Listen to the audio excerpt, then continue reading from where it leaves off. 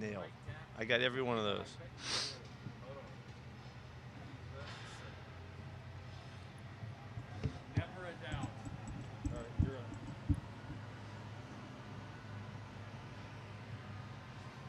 Hey, okay, here we go. Um, Getting ready to get back on track. Big deal for us. We got to get ourselves ready to start this fourth quarter, getting off on the right foot. It's a really important week for us to do that. It takes all of the focus and all of the consideration you would normally think for championship matchup, and that's what we're doing. That's how we're going to go about it.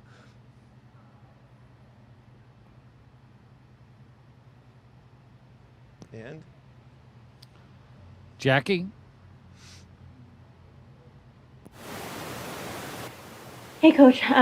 What kind of challenges come when you're facing a team that lost the way that they did in the final seconds, plus the added emotion of just getting that first win on the board? Can you prepare for that? And if so, how?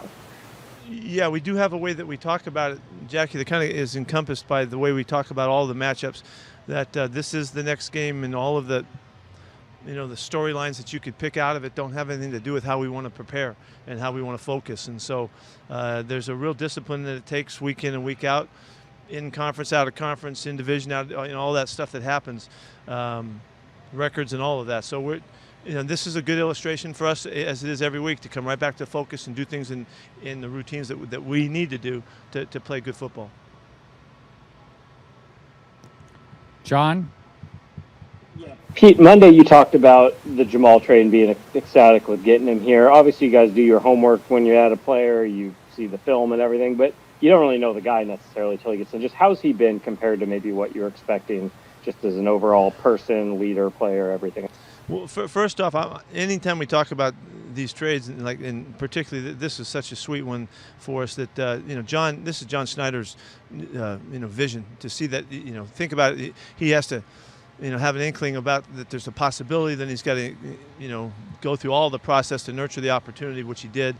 Did our homework, did our studies, and all of that, and we were so excited about the chance to get a player of this magnitude. We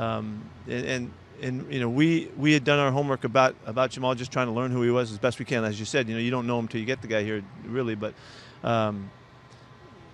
after all of that being said, that he's been just a great team guy, and he's worked so hard. He cares so much about our team and about his relationships and the players that he plays with, that he's been perfect in all ways. And so there's nothing I don't like about guys that have a high energy and high intensity and are jacked up and take great pride in their work. And he does all that. So he's been a great addition for us. Masvita? Another traded player question that you picked up. Quandre Diggs, what have you seen and what has he meant to the back line communication-wise, just solidifying that play? Yeah, I think the first thing, now that I know him and have watched him relate with everybody, is his leadership. What I would talk about. He's such a all-in player.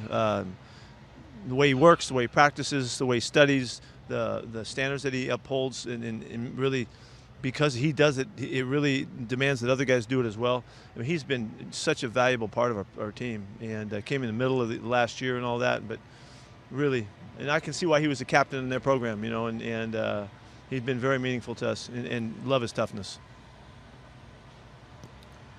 Joe? Pete, it seemed like in that Arizona game in Week 11, you guys beat them. You only had 2 explosives in the passing game, but things felt on time, on schedule in the short to mid-range games.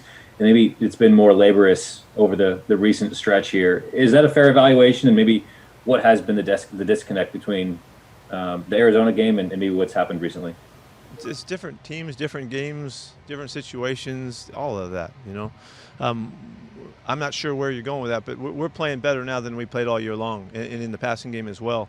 And I'm not sure if you're saying we've done well or we've done poorly, but I'm saying that we've really improved a lot, and we're counting on the consistency that we're starting to find here. And it has to do with the rush. It has to do with the familiarity of the guys working together in coverage, and just the connection that it takes to play at a high level. We've stepped up, and so I'm counting on us doing it again. And really, we need to continue to get better as we finish the season. But we've turned things in a good, positive direction. Corbin? You mentioned mentioned that things are improving, but on Sunday you had 24 dropbacks where Russell We can't Wilson hear you, Corbin. I don't think it's his fault.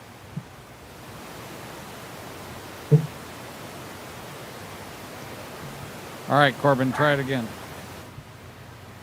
Can you hear me? Barely. Go ahead. We'll decipher. All right, can you hear me now? I had the wrong mic apparently. There we go. Got it. You mentioned the offense improving, but on Sunday, 24 dropbacks that Russell had at least 3 seconds with a clean pocket back there on film, and he only had a little under 6 yards per attempt on those plays, was sacked twice. What was your overall impression of the way the line pass protected, and are you concerned about the fact there were a lot of plays that Russ had time in the pocket and he still weren't able to get those downfield plays going? I feel the same way. I came out of the game feeling like the guys protected well, and we needed to get more production out of our opportunities. We really had chances.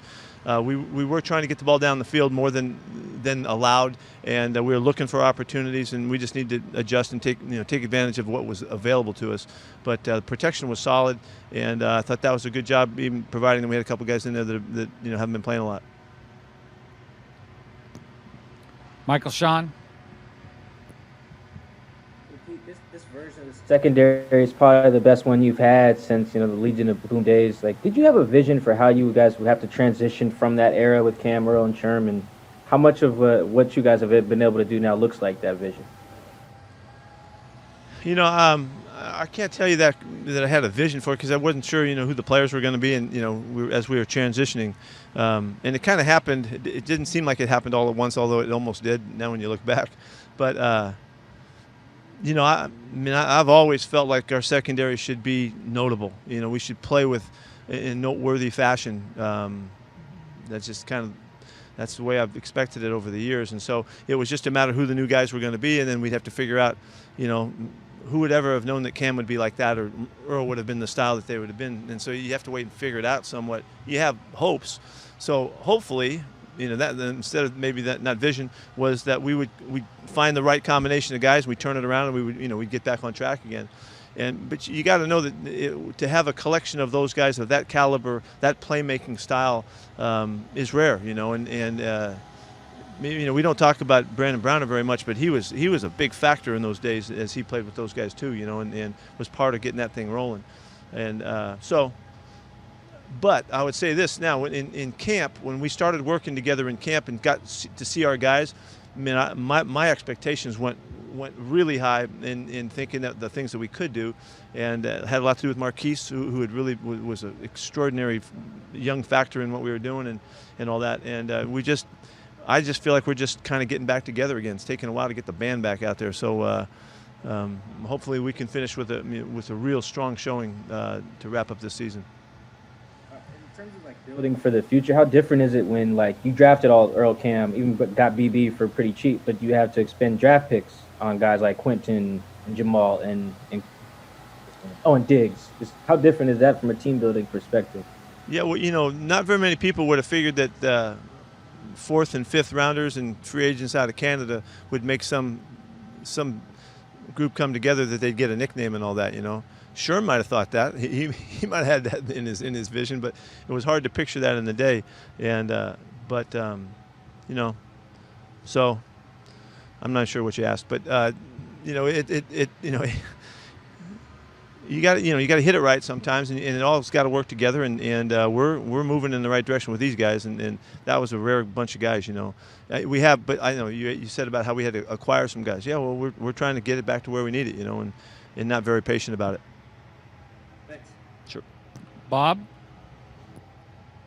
Yeah, a couple of personnel things. Looks like Josh Gordon's made it through COVID and can start being in team meetings with you guys. Yes.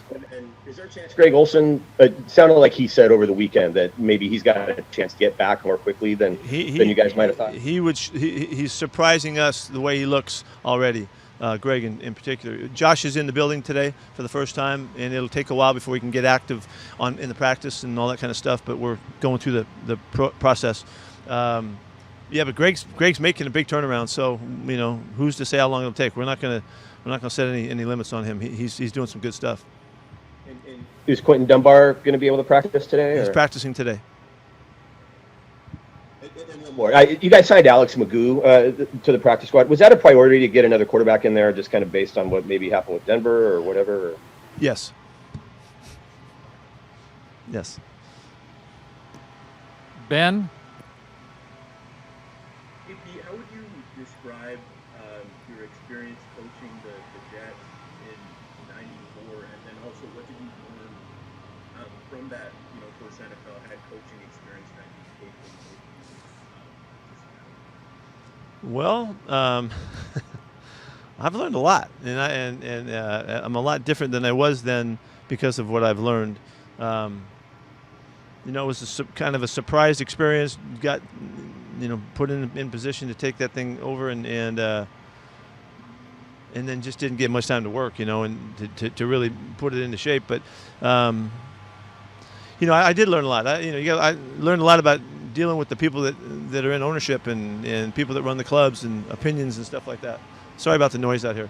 That you got to work with your people. I was kind of a little bit of a maverick at the time, I think, the way I went about it. I really wasn't worried about,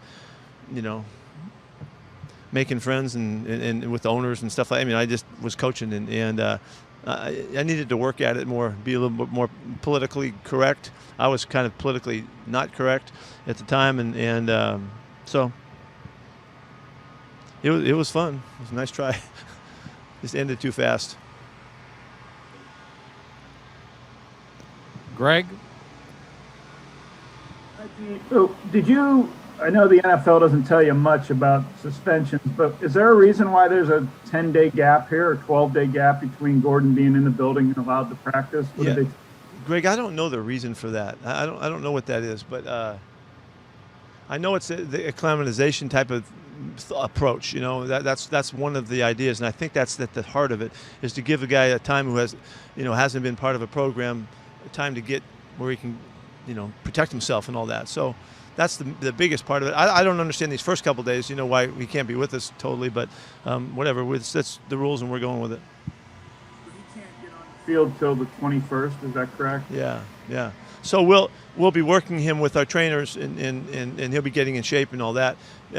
What I've talked to Josh about is it's really important that he really busts it right now, so that when he does get out, there's not a lag time of him adapting. He's got to get it done now, so that there's just not much time left. So he's going to work really hard with our guys to make sure he's running full speed, top speed, as long as he can before he ever gets on the field with us, so that he can maintain it once we get going. Because we expect to give him a chance to help us when he's available. Maybe it's an unfair question because you didn't have him a ton last year, but can you see any growth change or anything different now, him joining you now today, this week, than last fall? Well, yeah, I think on both sides of it, Greg, from our side of it and from Josh's side, we're much more familiar now. We've spent much more time, with him and knowing him, and we understand his physical abilities much more so, how he learns and all of that. But we understand the kid too, and how much he wants to be a part of this thing, and all. Just all of those things that go into building a relationship. And so we start way faster than we did last time around, and we're way ahead, which we talked about that this morning, that we're way ahead of where we were when we started last time. So I know he's very sincere about this. He's worked really hard to get here, and we respect the heck out of that, and we're going to help him in every way to make sure that he can get what he wants out of this deal. Curtis? You've been incredibly happy with the performance of your special teams this year. To be able to do it, having to change to Larry Izzo early in the season with Brian not being around, and to be able to maintain that level of play. And is there any update on Brian too, now that bring it up as well? First off, Larry has done a marvelous job. Just a first-class job, and jumped right at it. He had been a team's coach before, in Houston and all that. It wasn't brand new to him, but still there's a transition there. Shoot, man, he's done a fantastic job. Brian's back with us now, and he's working with his, and he's helping him, along the way, which has been really beneficial, and we're glad to have him back. But I can't say enough about what Larry has done to maintain a level of play, and then even go beyond it and give us this kind of week-to-week consistency that's really separated our guys. And how long has Brian been able to be back with you at this point? Probably a month now. He's been on the field with us the last couple weeks. Tim? Pete, a couple injury updates. Do you have any update on Jamarco Jones, Ryan Neal, how they came out of the game, and then what's the plan this week with Brandon Shell and the possibility of him playing on Sunday? Yeah, Brandon's going to work today at practice, so that's a good sign. We'll ease him back in. He's real anxious to get back, and it seems like he's ready to go. It's going to take all the way to the end of the week on Ryan, and the other guy was Jamarco. Yeah, Jamarco. It's going to take us all week to know on Jamarco also.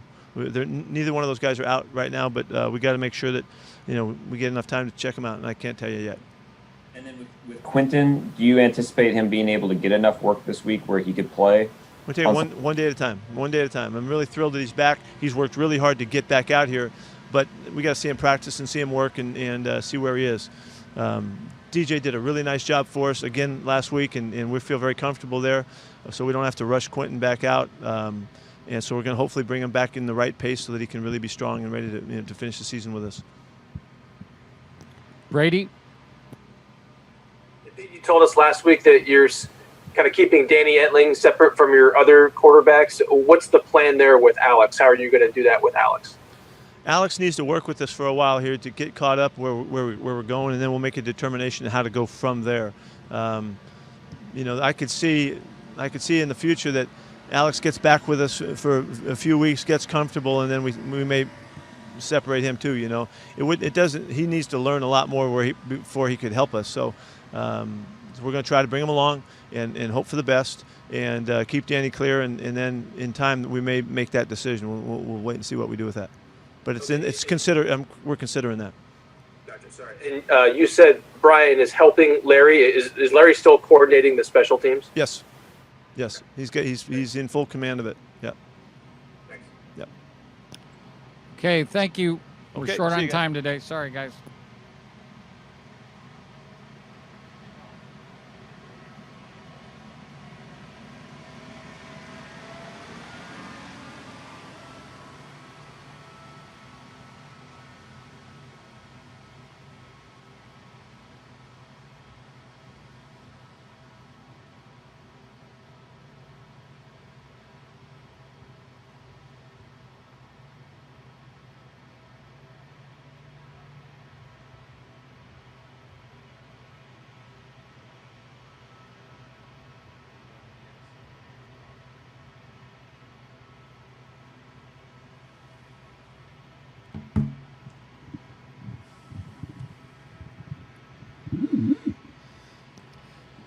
So what's up, everybody? Do you have a question for Bobby?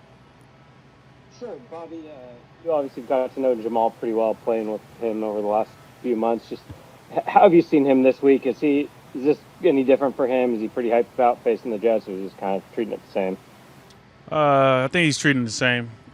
If he is treating it different, he hasn't really spoken about it. I think we just trying to, focus on one day at a time. We understand that he spent some time there and probably want to make sure he beat them. So we'll do our best to make sure that happens.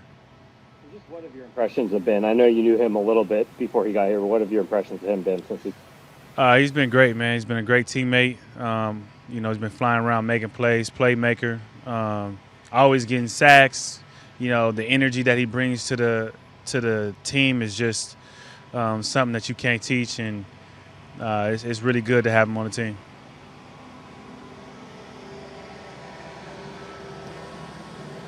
Michael Sean. Hey, Bobby, has the number of guys that were drafted ahead of you ever bothered you? I know that's some guys feel slighted where they get picked. I think it's about 46 guys that bother you ever? It don't bother me, but it definitely was a chip on my shoulder because I didn't think that there was, 46 guys better than me. So, it's something that you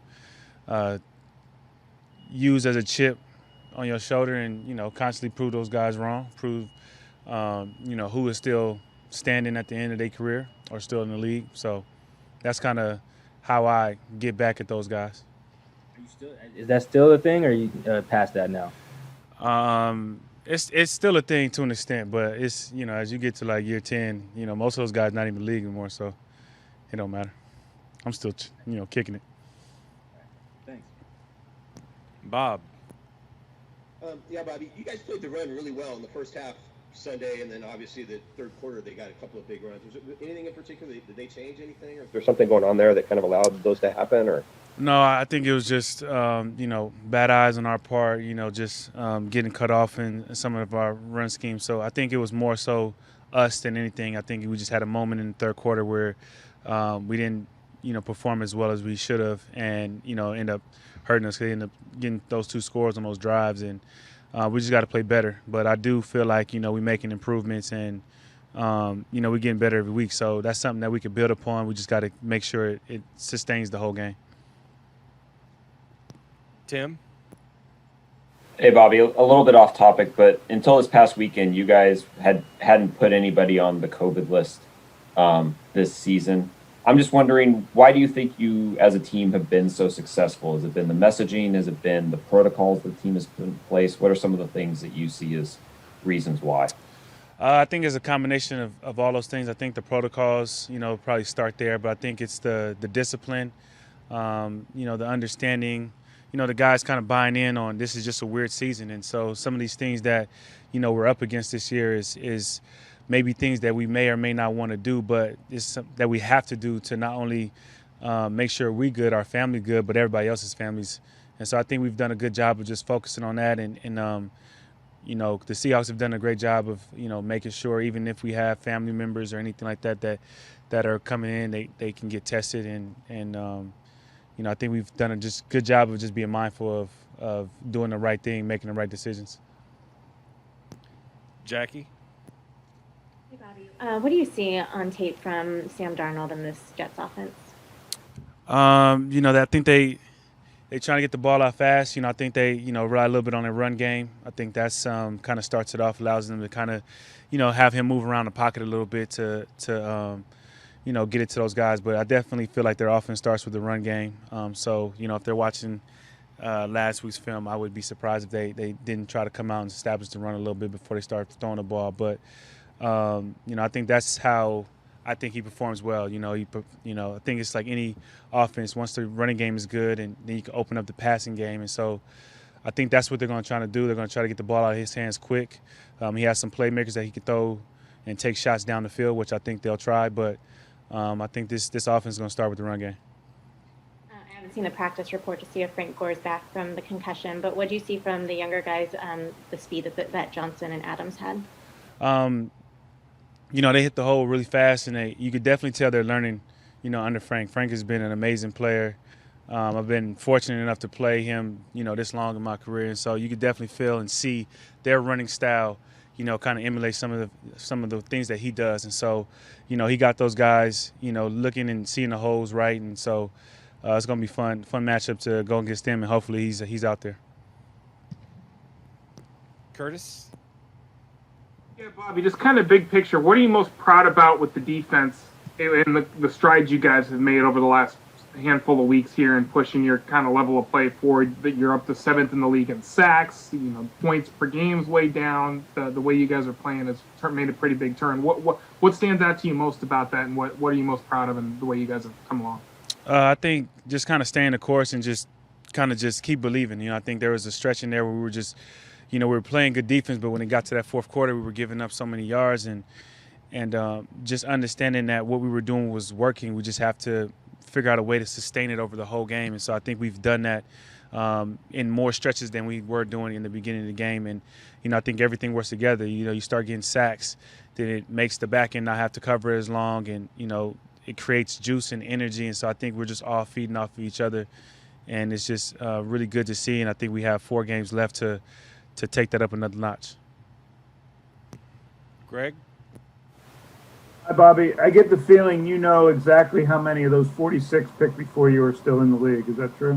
I don't know the exact number. I know roughly. I know all the linebackers, though, majority of them.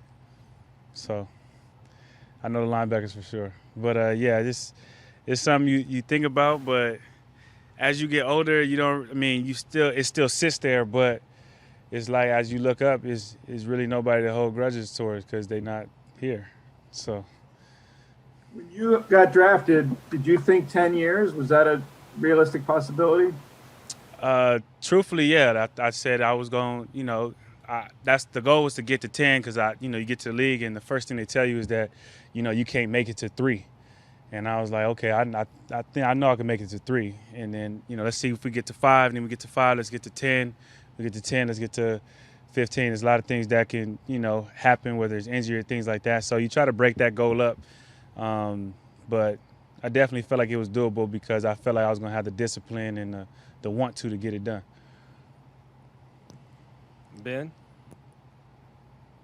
Hey, Bobby. I was wondering if you see a little bit of yourself in Jordan Brooks, and then also, just how is he taken to you and to KJ's mentorship throughout the season? I can see a little bit. We were actually kind of talking about it the other day, just kind of like the way, we came in. Obviously, I didn't come in during a pandemic, so that's kind of throws the whole comparison out the window. But, just kind of coming in, quiet at first, want to kind of, figure out, who's in the building and how, like, where do I fit in the program and things of that nature. Coming from a semi-smaller school, I think Utah State is smaller than Texas Tech, but, coming from a school that wasn't really well known for certain things, and coming in just wanted to make your mark. And I didn't start right away when I got here. I was starting on base, and I didn't start, I think, until like the 6th game. So you try to, share that knowledge to them because I know when guys come in, they want to, be the star that they were, in college, and it just doesn't work like that. You have to, learn a very complex defense, and you have to just find a way to get better every week, which I think he's doing. And, he's leaning on me and KJ a lot. I think me and KJ have both spoken that, we're an open book, and we want to give our knowledge because at the end of the day, we want to help, people feed their families. And so I think he's understanding that, listening, and he's been playing better and better every week, and I'm excited to see his growth. Corbin. Hey, Bobby, you mentioned it. Obviously, you've been playing against Frank Gore since you came into the league, but how incredible is it at 37 years old that he still is an effective NFL running back? And the big question a lot of people have been debating, he's been playing a long time, is he a Hall of Famer? He has been amazing to watch. Obviously, 37 at that position, playing a running back position has just been, over the years, everybody says they don't last long. There's no way anybody can sustain that type of hitting and things of that nature, and he's defied all of that. And he's been able to do it at a very, very high level for a very long time. So I got nothing but respect to him. And to the last question, yes, I believe he is. Joe? Bobby, this is a random one. But for you, does what motivates you today, is it different from what motivated you in 2012? Ooh, that's a good one. That's it. What motivates me today? I guess you could say yes and no. I think the core motivation for me is I've always wanted to make my mom proud. And so that is still there. But as you grow and, you gain a family and things of that nature, now you want to make your kids proud, make, your other family proud. And so I think that's kind of the thing. And then you just want to be the best of your position. You want to go out each and every day to be the best. I've always been taught, like, you don't go out there and just, you give it everything you got. And so, I wanted to leave my mark here on the field and off the field. And if I was able to accomplish that, that would have been a successful career for me. And so I'm still working towards that, but I think I'm going in the right direction. And for all the players you've played with and seen over your career, what's more common, players being motivated by wanting to prove those who believe in them right, or prove their haters wrong? Haters wrong for sure. It's the easiest one because, especially nowadays, everybody's a hater. Everybody has something negative to say, especially the people that don't do what you do. It's easy for them to tell you how to do your job when they never even attempted to try to do your job. So I think it's proving people wrong is probably the biggest thing, because I think if you think about our 2012 draft class, that whole class was just about proving people wrong. So if you ask Russell, you ask myself, you ask Turb, Bruce, Jay Lane, Corey, Shrugs, all those guys, they would know. I'll throw Kirsten there too. We got told that we couldn't do a lot of things, and whoever was saying that is not really speaking too loudly. And yet that's not what you mentioned first, which is funny. Yeah, I mean, it's not number one, but it's top 3 for sure. Yeah, appreciate you, Bob. No problem. And last one for Bobby, Brady. Hi, Bobby. Going back to Jordan, what are you seeing? What are some things that you're seeing him do now that you weren't seeing when he first started playing this season? I think the confidence of, every time he plays in a game, you gain that confidence. I think that's the biggest thing. And so the things I see him doing more now is being more aggressive, coming downhill, being more decisive about his reads, trusting the things that he see and taking his chance, whether it's in the pass game or definitely in the run game. In the beginning, maybe he was trying to make sure, he was doing everything right and kind of making sure he's in the right space. And I feel like now it's more so trusting that you're in the right space, trusting you are making that right decision and just pulling the trigger. And I think that's what you saw last game. He just came downhill and, he's making a lot of good plays. And when we first, heard about him when you guys drafted him, we heard mostly about the speed. What about the aggressiveness that he's played with recently? I think if you watch last game's film, that's exactly what you see. You watch on a certain play in the third quarter, he came downhill, hit the guard, threw him off, and then made the tackle. And so I think that's just something that I think is going to get better. There was also a play in Arizona where he was a guard was about to block him, and he kind of did this move with his shoulders where he kind of ducked underneath the guard and made the tackle. And some things like that you just don't teach. That's just natural ability. And so just trying to get him to the point where he trusts that natural ability that he has, that's in him, is going to take him a long way, and he's going to be a great player for this league. Thanks. No problem. Thank you, Bobby. Appreciate it. Take it easy.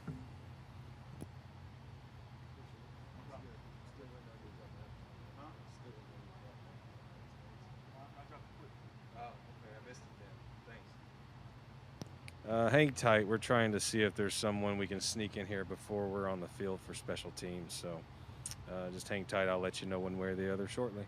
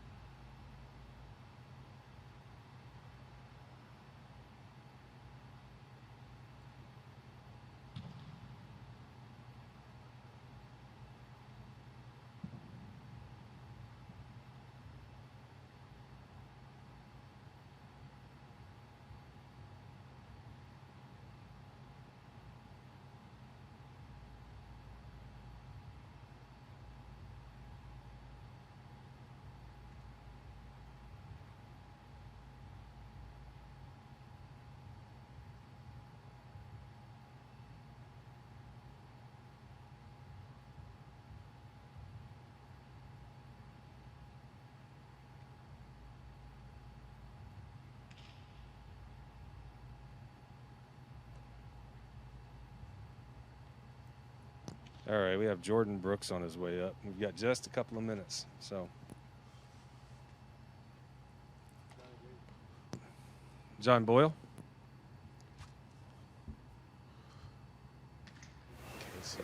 Sorry, Jordan.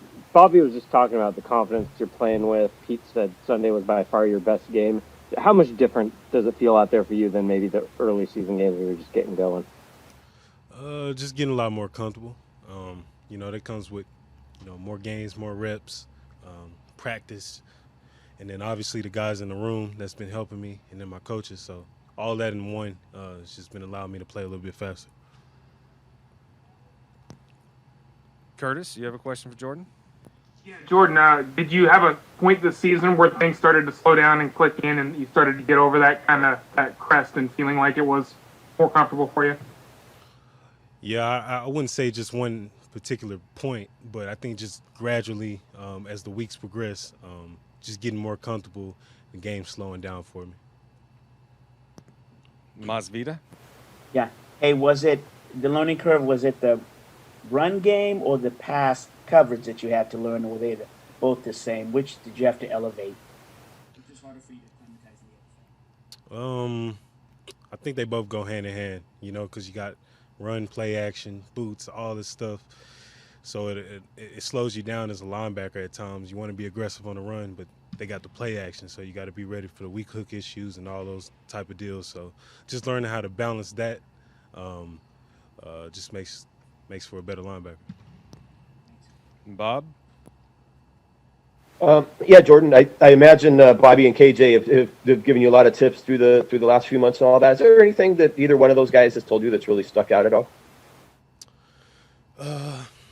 I'd say Bobby. The thing he's been constantly preaching to me this whole season is just be me. Don't go out there and try to be anybody else. Just play my game. And the best version of me would be good enough. Art? Jordan, besides the newness and of being in Seattle and being a rookie and learning the NFL, you've also had to deal with all the restrictions of COVID along with your teammates. What's been the difficult aspect of that in terms of managing your personal time away from the field and dealing with this so it doesn't become a distraction? I think the most difficult part about this whole COVID issue and then restrictions is just not getting a lot of time outside the facility to get with the guys and really form relationships and really get that one-on-one time with guys outside the facility. So I'll probably say that's been the biggest issue. All right, that's it.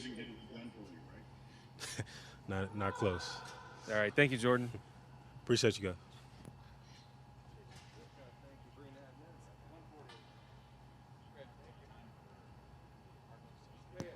All right, guys, that'll be it for today. We'll have Norton after practice around 3:20 today, I think.